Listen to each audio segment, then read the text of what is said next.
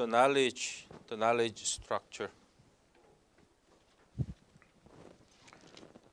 What we do, I think, is that, you know, of the four structures, we mentioned that in the very beginning of this class. So this will be the trade, the technology and knowledge structure. So what we do, I think, is that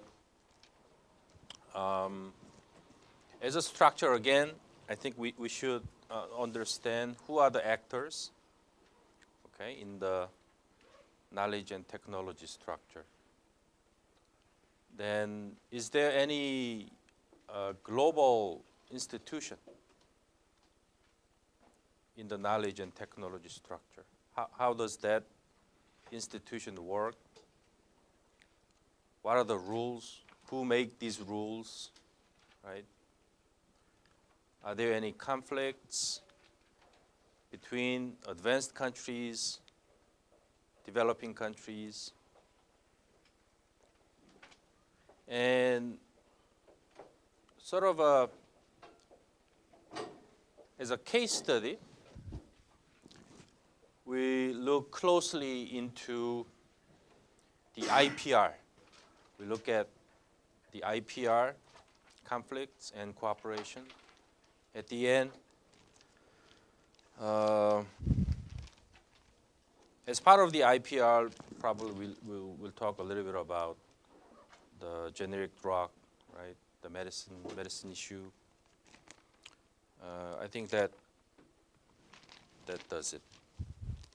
And the importance of this, you know, knowledge and technology structure, according to this chapter, I think that more and more knowledge and technology are becoming one of the key determinants of wealth and power, right? Not trade, not only trade, or even security. And knowledge and technology are linked to the structure of trade, the structure of finance, the structure of security.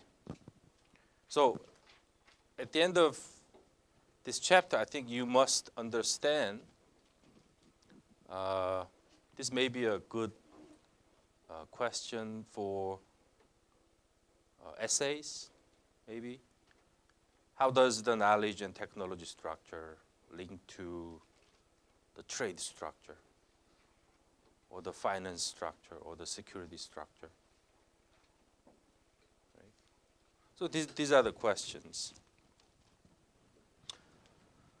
I think this chapter begins first with, you know, this question: why the knowledge structure, right? Why do we bother with knowledge and technology, right? Knowledge and technology, I mean, why is it important, right? And this structure, the knowledge structure, is rapidly growing, gaining in importance in IP.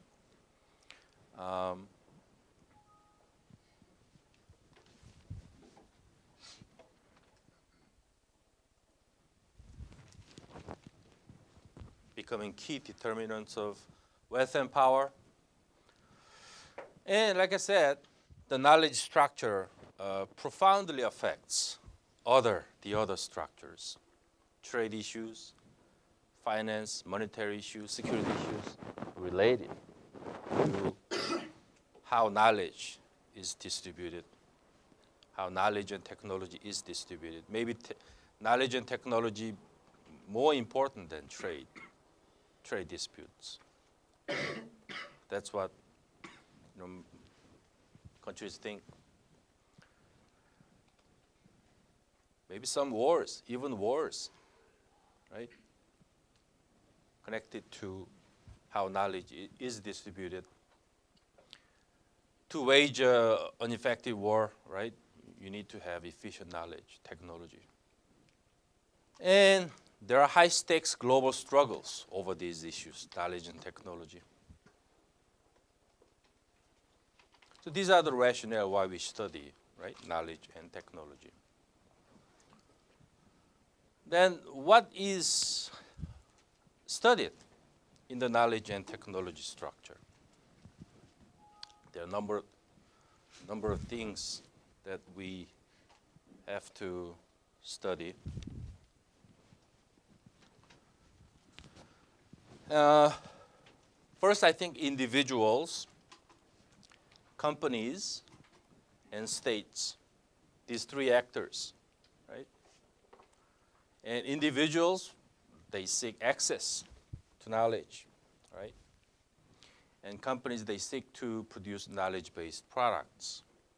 And states, they have to foster innovation. And so that knowledge is the side of, among these three actors, side of political, economic, and social conflicts. And this shapes the future of competition, economic competition, and even political freedom, and how security is managed. So I think what we should study in the knowledge and technology structure is internally how countries manage, right? Access to information and knowledge technology, right? And how companies should be using knowledge and technology, and the roles of government, right? How the government should the government lead innovation and technology, or leave it up to companies, right? So different countries have different types of management of R&D policy and technology policy. So I think one of the things we should study in the knowledge structure is how different countries have different R&D and technology policy, innovation policy, right? Innovation policy of America and EU and Korea, right? Different countries have different technology and innovation policy, right? And how that affects political development, right? We want to know how these different R&D technology policy affect economic development, political development, and social development, and international conflicts, security issues, right? I think this is what we have to study regarding the knowledge and technology structure from IP perspectives, right? Still we care a lot about the conflicts between advanced countries and developing countries. Here, I think leading countries are still advanced countries regarding, right, R&D, technology, innovation, right? And advanced countries, they might block, right, these technology and knowledge from, developing countries. That affects development of developing countries, right? So we have to make sure that the rules and regulations, institutions are rightly put in place, right? So we study these issues regarding the knowledge structure.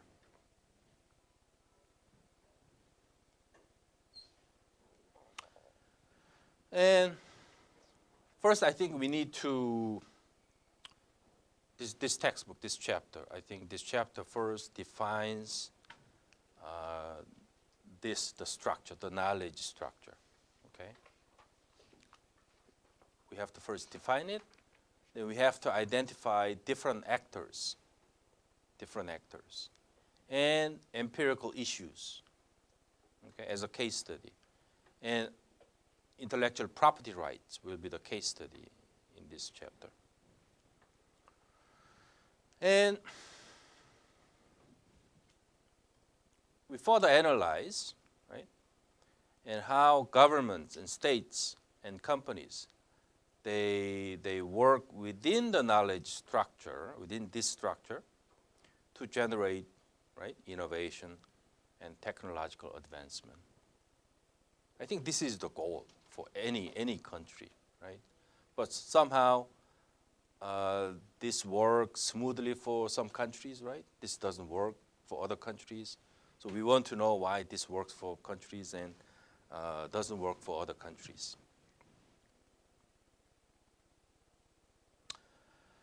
And more importantly, right, we also look at struggles, conflicts between governments, between states, right, regarding knowledge and technology, right? Okay. Like I said, at the end, we'll look at IPR, intellectual property rights. IPR is one of the most important new issues in the knowledge structure. First, we have to know what is IPR, right? And rules and institutions regarding IPR, right?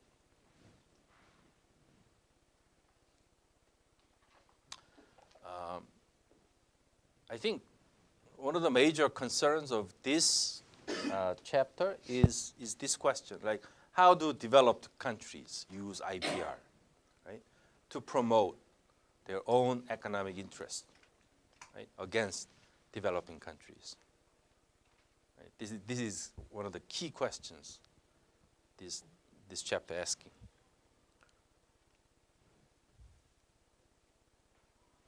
And how are developing countries contesting, right, these rules? Rules led by advanced countries.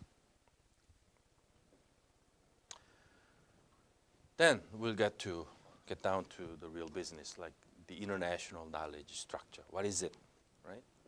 And who are the actors? Things like that.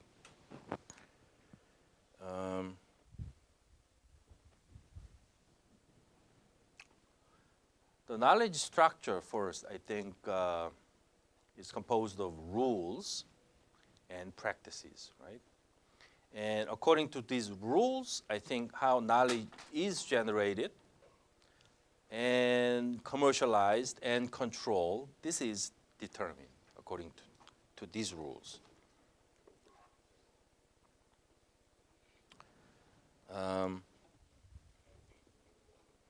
Then what is knowledge, the definition of knowledge? When we say the knowledge structure, knowledge could mean all of these.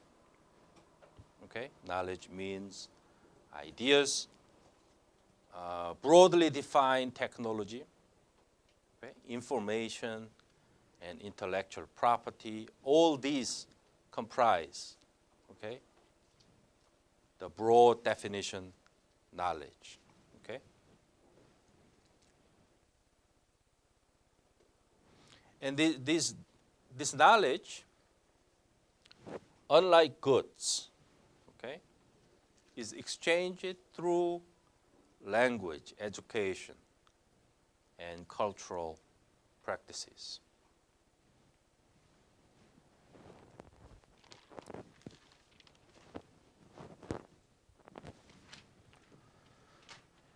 And technology is a specific kind of knowledge, like I said. Okay? Knowledge includes technology.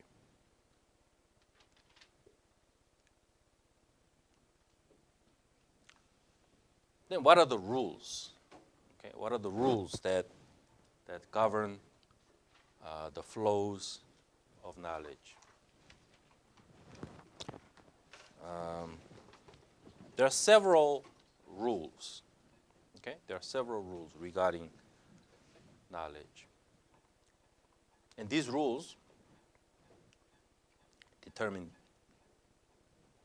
this, right? Who gets what advantages, on what terms, right?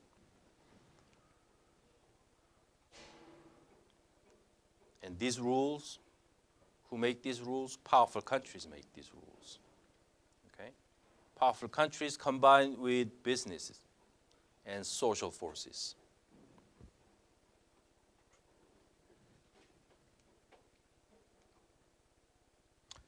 like I said, there are 4 sets of rules. Okay, there are 4 sets of rules.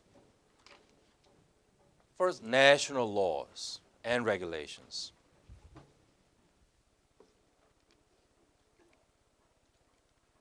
Okay, national laws about how patents, copyrights, right, and access to information technology, and all these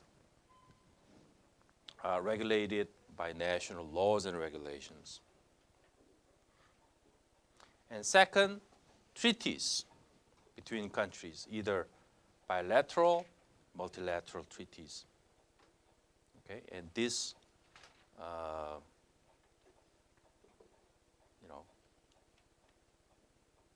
defines the transfer of knowledge internationally.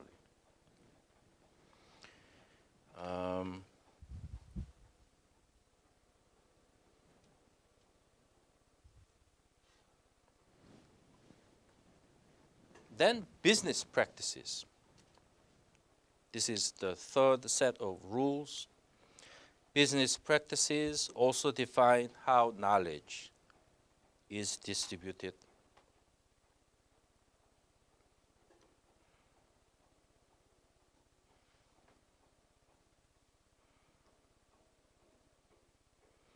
And this means that how companies engage in research and development and share information and profit from this knowledge.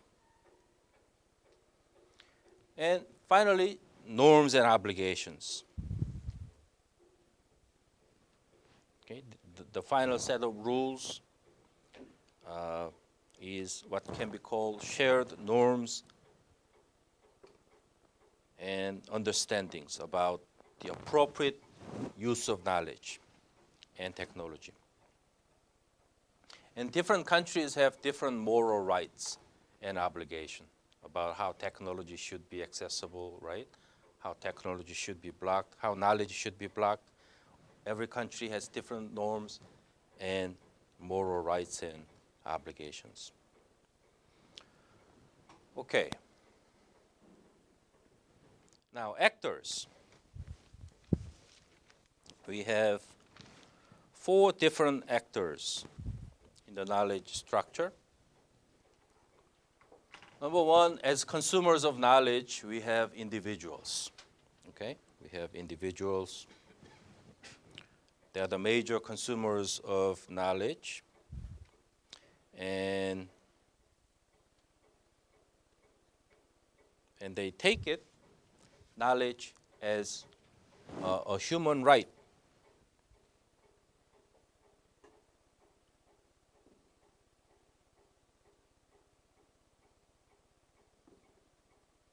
So they promote their right to access to information and knowledge and technology.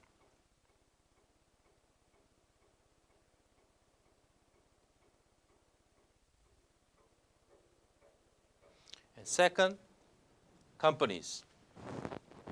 And companies, their role is to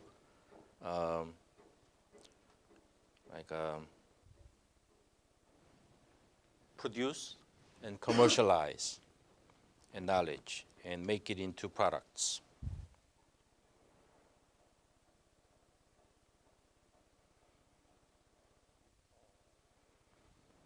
And states, governments, and their role is to foster technological development and preserve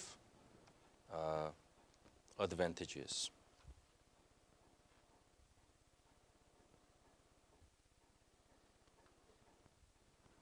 And finally, global international organizations.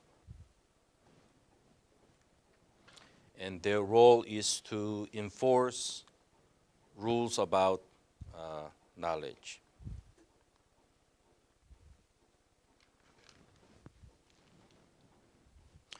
Now,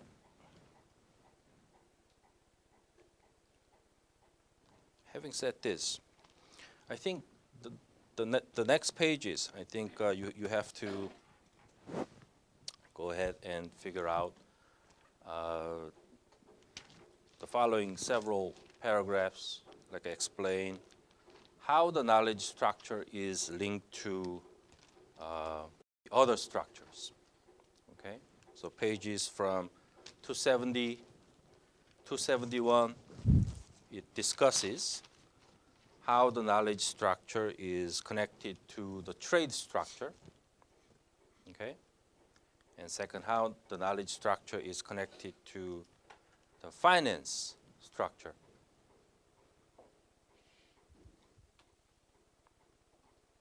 And finally, how the knowledge structure is connected to the security structure. So go ahead and read about these paragraphs. And let's shift to the global politics of R&D. Okay, R&D and technology. Here, the issue is based on the definition of the knowledge and technology structure and actors and rules. Then let's look specifically how the R&D, politics, global politics of R&D, how that works. Let's look at that, okay, based on these rules and actors, basic principles.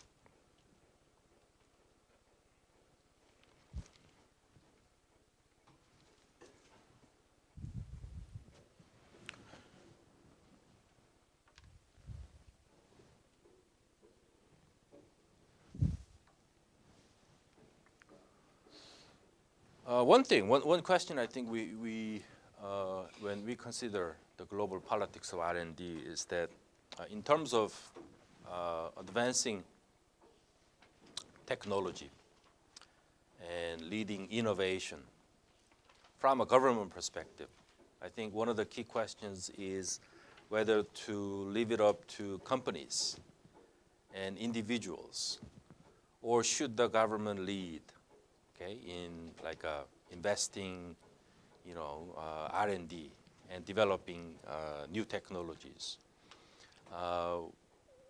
What is quite surprising about many advanced countries, okay, is this. They don't leave it up to market forces and companies. Private companies, even in the advanced countries, private companies do not lead technological development, okay? So the government has a large role in controlling R&D, okay, and technological advancement.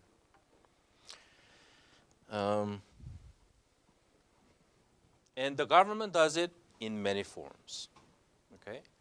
In controlling R&D and leading technological development, government do many different things.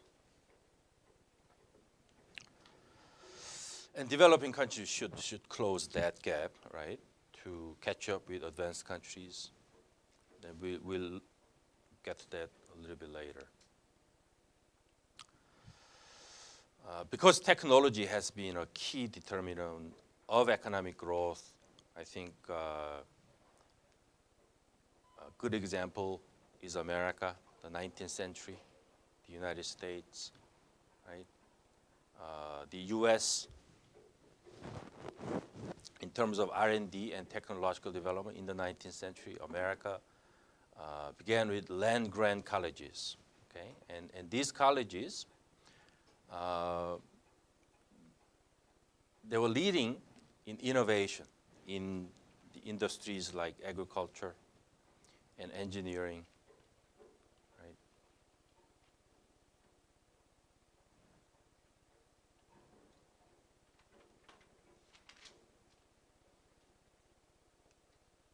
And today, these are the industries that are important in terms of innovation. These different industries: design, arts, entertainment, biotechnology, healthcare, right? Defense. These are all important sectors. And STEM, right? Science, technology, engineering, mathematics. These are four important disciplines.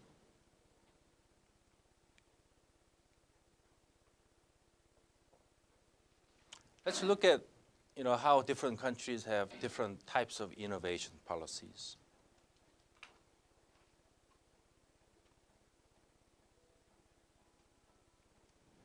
Okay. And R&D is most important technological innovation policy.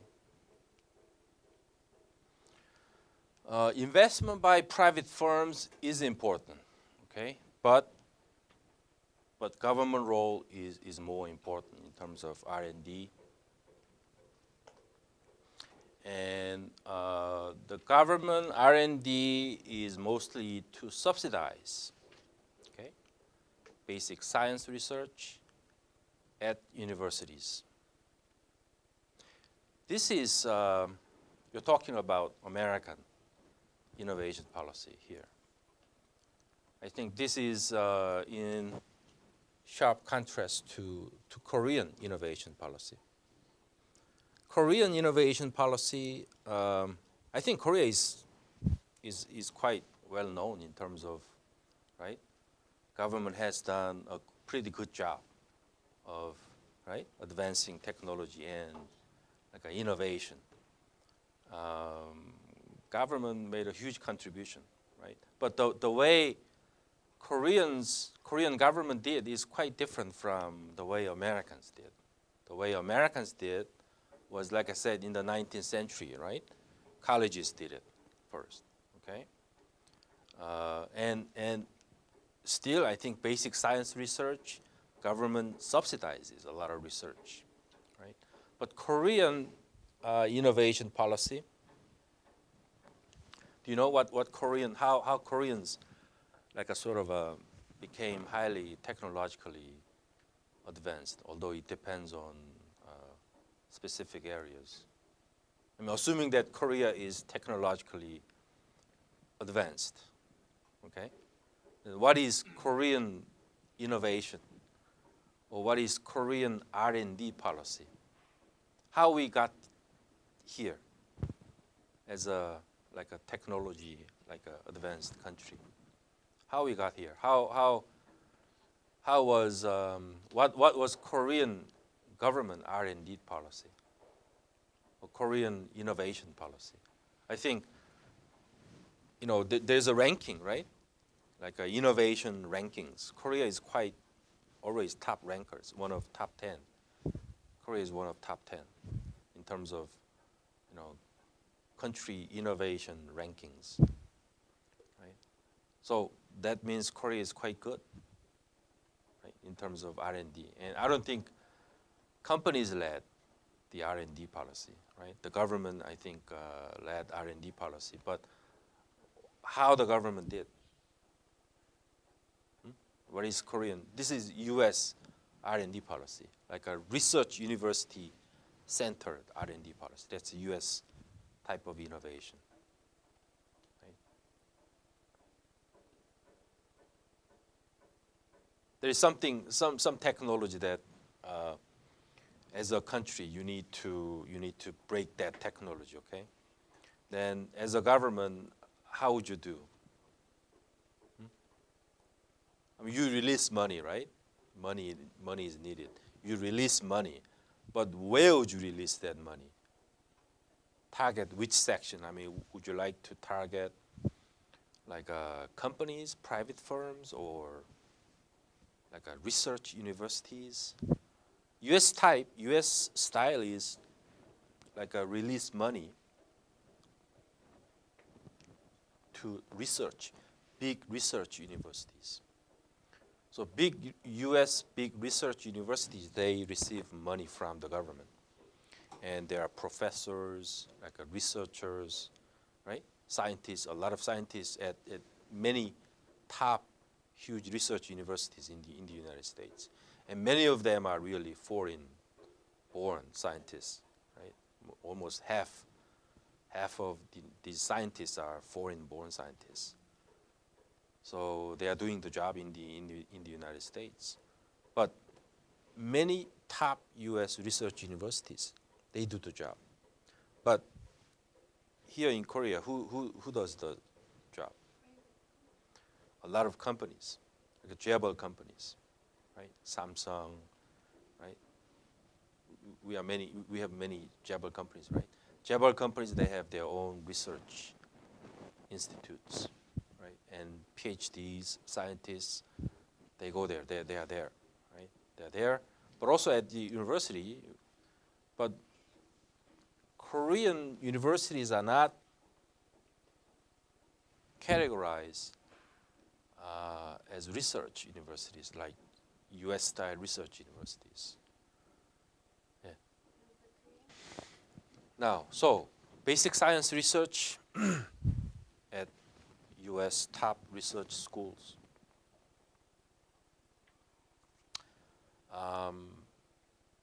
This is kind of a government policies, right? Kind of government policies that promote innovation and technology. Like either in terms of subsidies, they regulate, or sometimes they put controls on technology exports, right? The U.S. government, they have a lot of limitations on some items that could be exported, right? They put a lot of limitations. So there are many items that cannot be exported out of the United States, right? So this is what government can do. So a lot of controls on technology exports, and IPR, intellectual property rights, very important tool. Very important tool. So by enforcing these intellectual property rights, right, America can keep up the technology.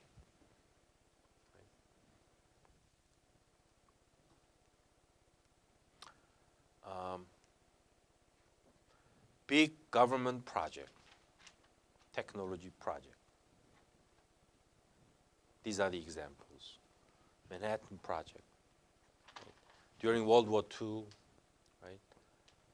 It was a project on inventing atomic weapons, atomic bomb, right? Which was basic, nuclear scientific research, but was very useful for weapons making. So that was actually government-led, huge government-led, right, project. A lot of scientists were involved, and how this helped America, right, in terms of military and security. We all know that, right? And Apollo project.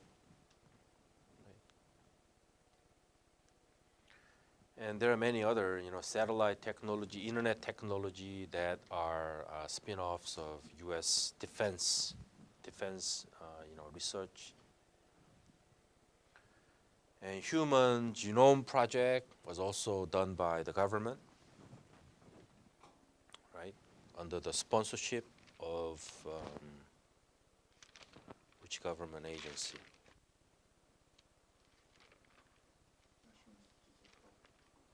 Yeah, NIH, right? NIH, National Institute of Health.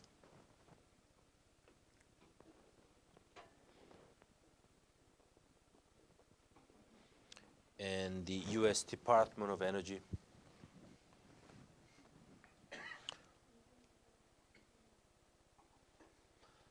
So, especially energy research and medical research, government leads these types of research, right? Energy and medical research. So governments, they identify, right, where R&D needs are, right? And they put money into that area. And particularly these fields, energy fields and medical research.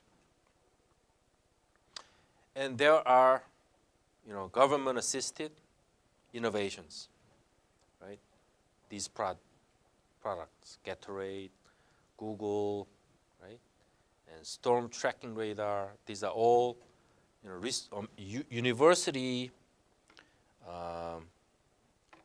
developed technologies, but government-assisted innovations. Oops. Why is this repeated? Okay, then, before we get to intellectual property rights, I think that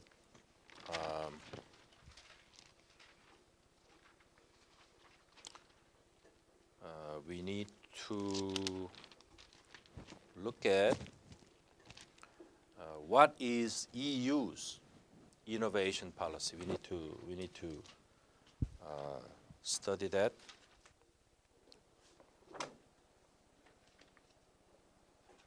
Okay, the difference between American innovation policy and the EU innovation policy. And there's interesting statistics, some interesting statistics.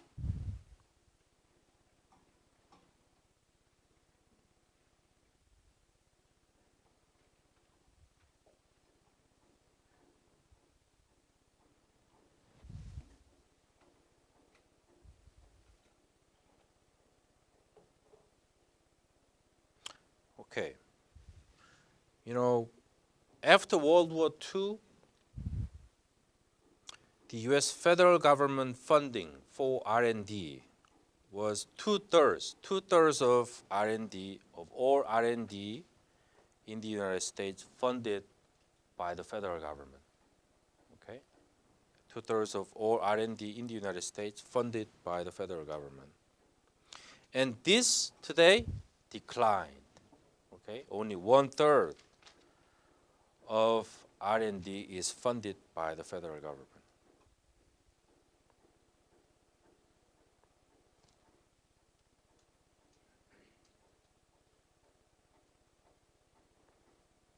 And this number for EU, 25%.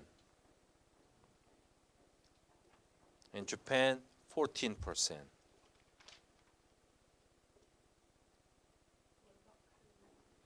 Korea, they don't have the figure for Korea.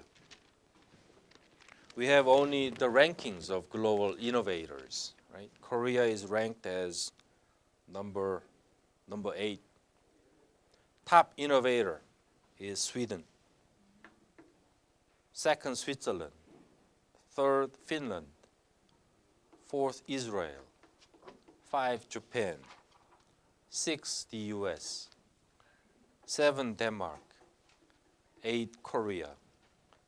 9, Canada. 10, Germany. These are top 10 rankers. And this data is 2008 Global Innovation Scoreboard. Okay.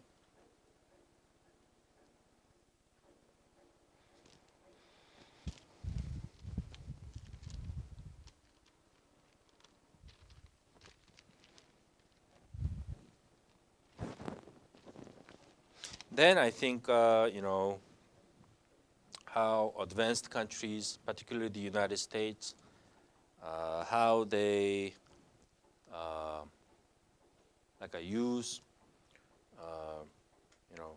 foreign knowledge, okay, by attracting talented students from abroad.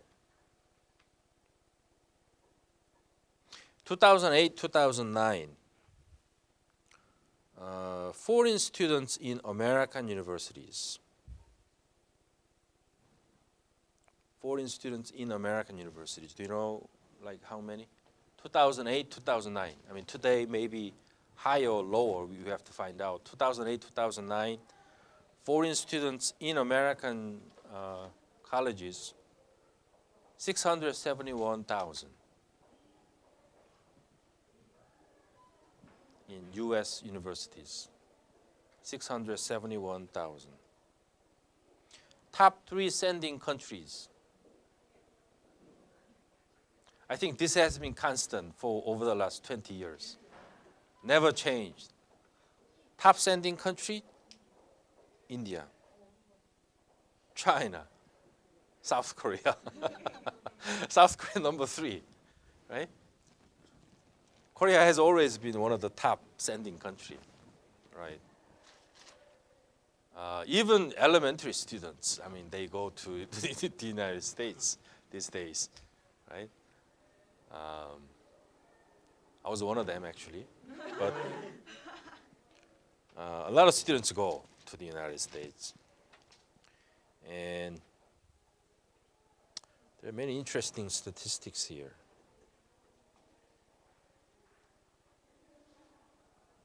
Half of these students, in terms of like majors, half these students studying business, engineering, and life sciences, right? Business, engineering, and life sciences. Very practical areas, right? They don't study political science, right? Business always most popular.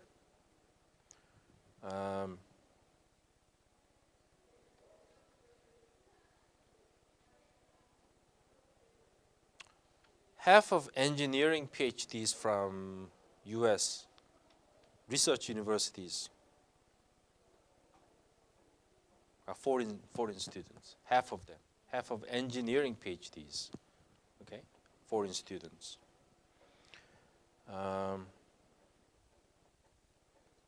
Right, same thing. Half of PhD graduates in computer, life science, also foreign born.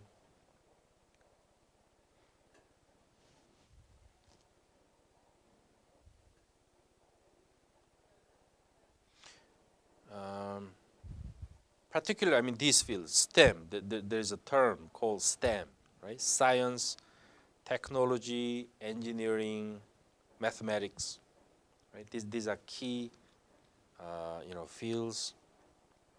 That's where, China, Indian, Korean students go to get PhDs in these areas.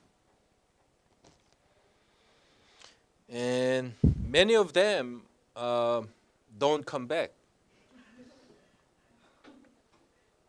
Many of them don't come back. Still the case. I think that is the case for Korea. I'm not sure about China. China maybe more PhDs go back to their home country. But Korea still more remain than coming back to Korea. I'm talking about engineering, science. And I don't know whether or not the US government as a R&D and technology or innovation policy, the US government have any particular policy that promotes this kind of a brain drain from our perspectives. I don't think many American graduate programs in top research schools they can survive without students from these top sending countries, China, India, Korea. Because half of students, right, coming from, right, these top 3 sending countries, particularly science, technology related graduate programs, right? America might have, some policy, government policy in maintaining.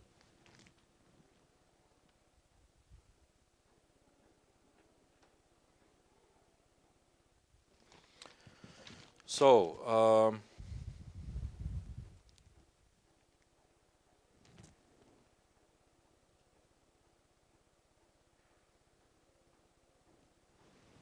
I think from our perspectives, I mean, to make these PhDs come back to home country is important, particularly science and technology-related fields, because when they come back with, right, technology, knowledge, what they got, right?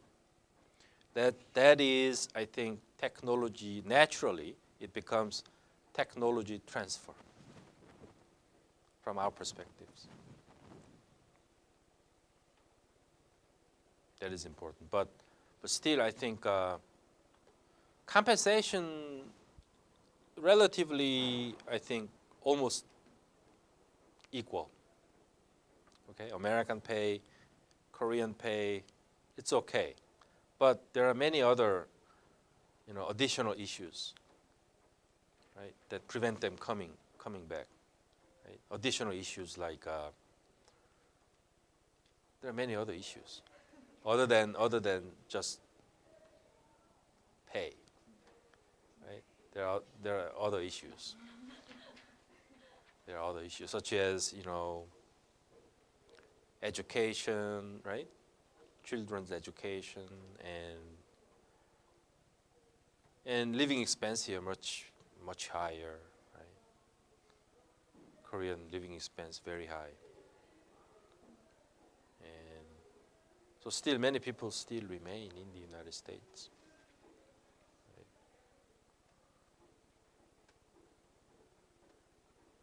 It's kind of sad.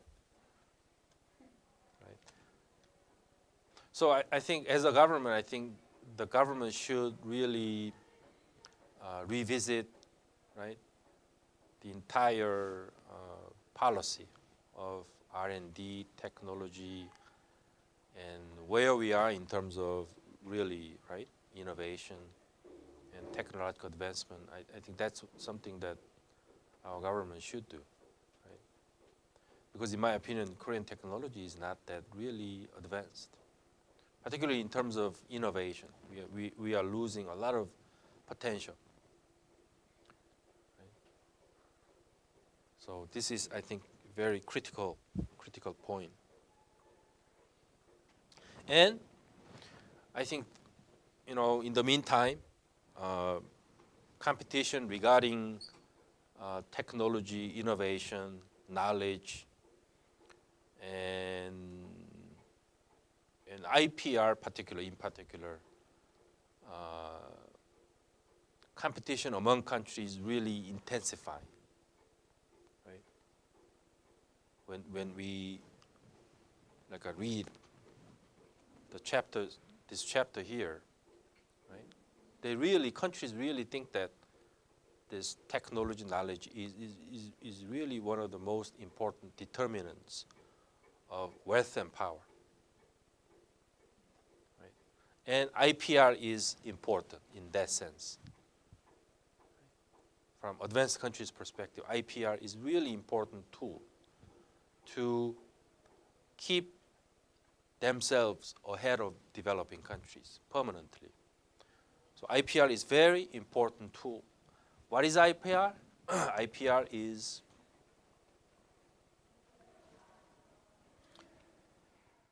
rights, but which right?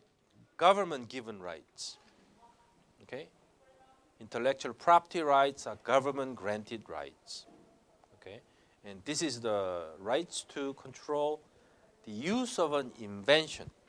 Right? When something is invented, government protect that invention. Right? Government gives companies and individuals these rights.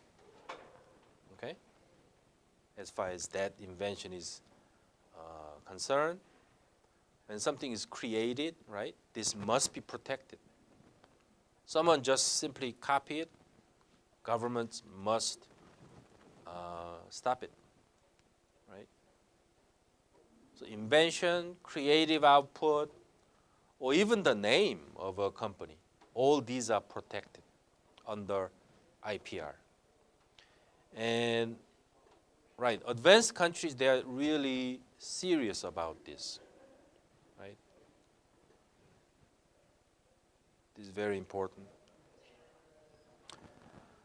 And yes, there are struggles within and between nations, right? Political, economic struggles. And different countries, the problem is, right? Different countries have different rules and standards regarding IPRs, right? This is the real problem. When countries have different rules and standards, right? From a global perspective, right? We need to, right? Standardize.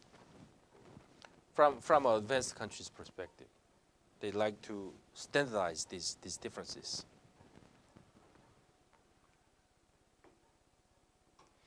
And sometimes don't respect the IPRs of other countries. Right? That's why we need global rules and regulations and institutions. Right? There are several forms of IP, intellectual property. Intellectual property, there are several forms.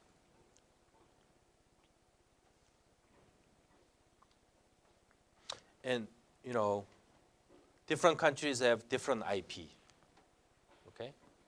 Definitions. Countries have different definitions. And countries have different definitions of IP because they have different history, right? Different legal system, different political system. Right? So different IP standards is a reflection of different historical development, right? Legal traditions and political systems. These are the challenges for global IPR system, global IPR institutions. Right? First, patents.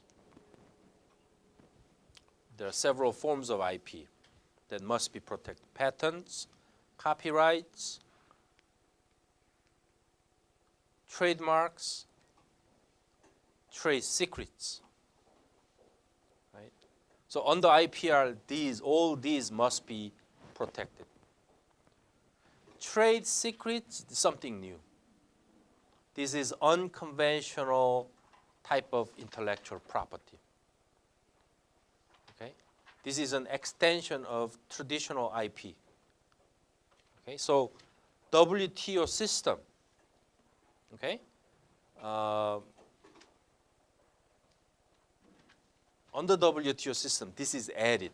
Trade secrets is added in terms of intellectual property rights. What is trade secrets? Trade secrets such as, you know, secret formula for Coca-Cola, for instance. Even these must be legally protected under WTO system. Before WTO, this was not part of the IPR protection, but this was added under the WTO system, which is TRIPS, right? TRIPS. Yes. Coca-Cola, like, issue apply for the patent? I heard that they kind of, because if they issue for a patent, they have to release to the public in like 20 to 30 years. So how is it protected when it's not? I think when the government give patents, I think they have to release the information, right? So it's not a patent? Yeah, no. Then how is it? Well, that's a good question, right? How is this should be, you know,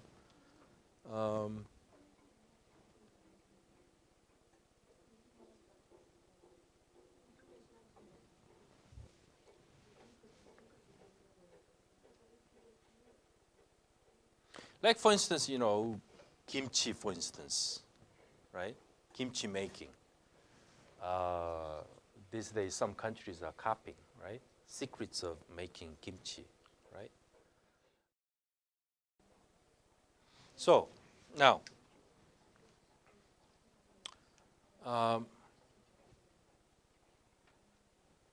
some other concept, GI, geographical indications. This is to identify a product or good as coming from a specific region or locale, right? And with some characteristic that is attributable to that specific region, okay? And Europeans are really right, serious about this issue. And U.S. and EU has a lot of conflicts over this issue, GI issue. Because Europeans traditionally they have right high quality, uniquely, regionally invented, right, agricultural products, including spirits, right, wines and spirits. Although formerly it was limited to wines and spirits, and it is now expanding to include other foodstuffs, like cheese and others. Right? So, I mean, the issue is American and Australian farmers, they can make much low cost, right, products than Europeans. So Europeans are much more defensive about these GI products.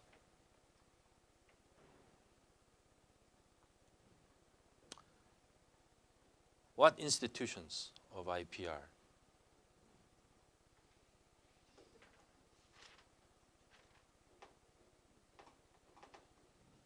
It began with the U.S. Intellectual Property Committee in 1986.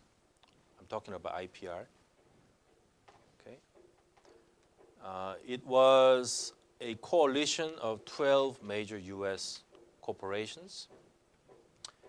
Then, I mean, that way America has taken the lead, right, in promoting IPR. Then the U.S., EU, Japan, they formed an alliance, and that's why they began to shape the global rules of IPR, right? The U.S., Japan, EU.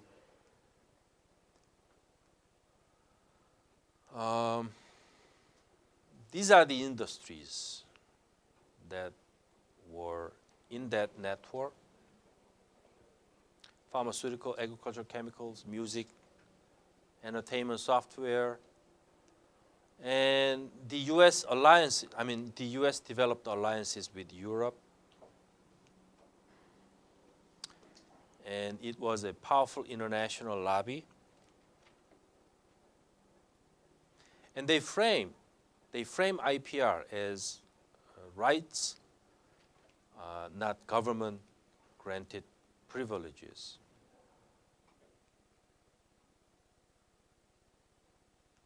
So it was kind of spreading a discourse about, when these, why this is becoming a danger to free market. Then we have WIPO. Before WIPO, first IPR agreements already signed 1886, 1887, these two conventions in the 19th century. Then 1967, WIPO was formed. And the major mission was to monitor whether or not countries adhere to these two conventions, okay? But advanced countries, they didn't like it. They didn't like WIPO because they were imposing too low standards regarding IPR. Then we have TRIPS came along at the Uruguay round, the gas system, under the gas system. The TRIPS was signed,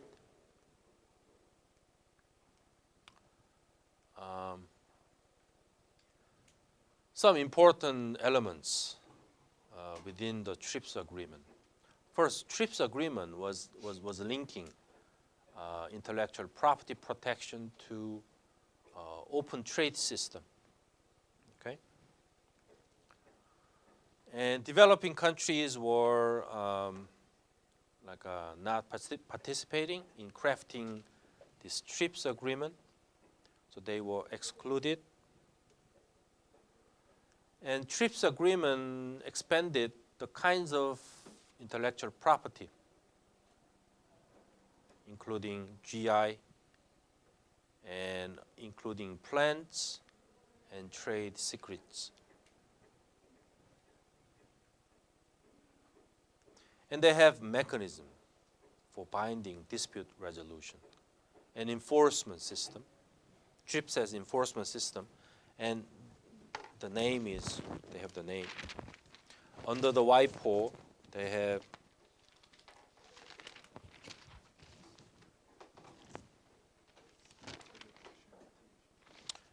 Arbitration and Mediation Center under the WIPO.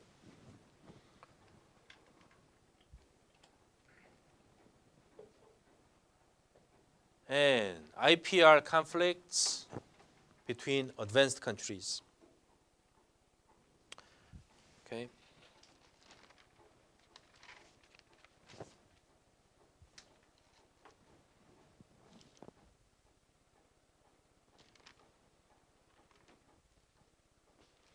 There are several issues between advanced countries regarding intellectual property rights. The EU and the United States, they have different policies on some issues like database and design. These are the major conflicting issues.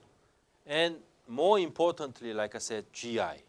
GI is the most divisive issues between the US and the EU.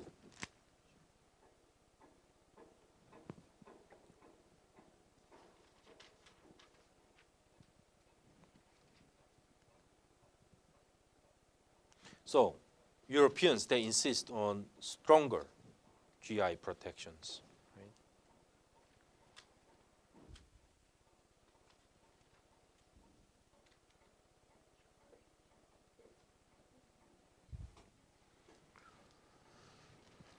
Okay.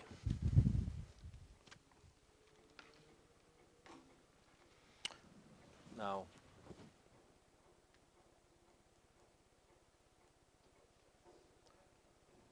let's cover the last item for today. Okay, then go home. And come back Tuesday, 28, then finish up the remaining section, one section of this chapter, then chapter 11 is for next Tuesday. Right? Now, developing countries and IPR. What do developing countries want regarding IPR? That is important. They want more flexibility, okay? And they want to craft their own IP standards. This is an interesting one. Compulsory license of drugs. In other words, the government of developing countries, they can go ahead and produce generic drugs without permission of holders of intellectual property rights in the advanced countries. That's compulsory license. So developing countries, they want this compulsory license regarding drugs, generic drugs. And as part of guiding principles of IPR, developing countries have different notions of IPR principles. Okay, these are the things that must be added to the principles of IPR from developing countries' perspective. Like IPR is also an issue of human rights. IPR is also an issue of public health, education. IPR is an issue of cultural autonomy. And even biodiversity, traditional knowledge, these also must be part of the guiding principles of IPR from developing countries' perspective. And the development agenda for WIPO. What is development agenda for WIPO? Think about it and come back Tuesday, next Tuesday.